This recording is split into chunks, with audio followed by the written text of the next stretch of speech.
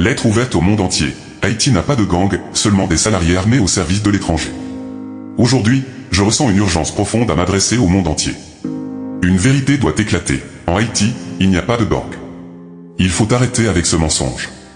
À vous, journalistes du monde entier, analystes politiques, soi-disant experts, leaders d'opinion et membres de la communauté internationale, il n'y a pas de bandits en Haïti. Il n'y a pas de gang. Il n'y a pas de terroristes. Il n'y a que des salariés. Oui, vous avez bien lu et bien entendu, Izedo, Tilapli, Lambou Sanjou, Barbecue, Chrysla et tous les autres chefs dits de ban ne sont pas des bandits indépendants. Ce sont des employés. Des hommes armés, payés pour accomplir des missions précises.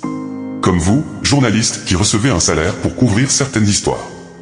Comme vous, experts qui produisez des rapports diaboliques commandés. Comme vous, analystes qui orientez l'opinion selon l'agenda de vos bailleurs. C'est dommage que ces hommes armés ne sont pas là pour défendre Haïti. Ils travaillent contre Haïti. Et leurs patrons ne se trouvent pas dans les quartiers pauvres de Port-au-Prince, mais bien dans les capitales occidentales, Washington, Paris, Ottawa, Bruxelles. Oui, ces hommes armés sont des salariés de puissances étrangères.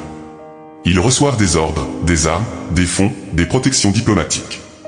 Ils participent à un vaste plan de déstabilisation de notre pays pour servir des intérêts géopolitiques, économiques et stratégiques. Quel dommage! Quelle bande d'imbéciles heureux ces salariés haïtiens! Alors je le dis clairement, les vrais chefs de gang sont à la Maison Blanche, à l'Élysée, au Downing Street. Ce sont eux les véritables terroristes. Ce sont eux qui détruisent Haïti de l'intérieur, en se servant de visages noirs pour cacher leurs mains blanches. Ne vous y trompez pas. Ce n'est pas une guerre civile. C'est une guerre imposée. Ce n'est pas un pays en faillite, c'est un pays saboté. Ce n'est pas l'échec d'un peuple, c'est le succès d'une stratégie impérialiste. Haïti n'est pas un État défaillant. Haïti est une nation étouffée. Au peuple du monde, je vous appelle à ouvrir les yeux. Ne laissez pas les médias occidentaux continuer à mentir. Ne laissez pas les puissances étrangères continuer à piller et à tuer en silence. Ne soyez pas complices de l'effacement d'un peuple digne. La vérité est là. Maintenant, osez la regarder.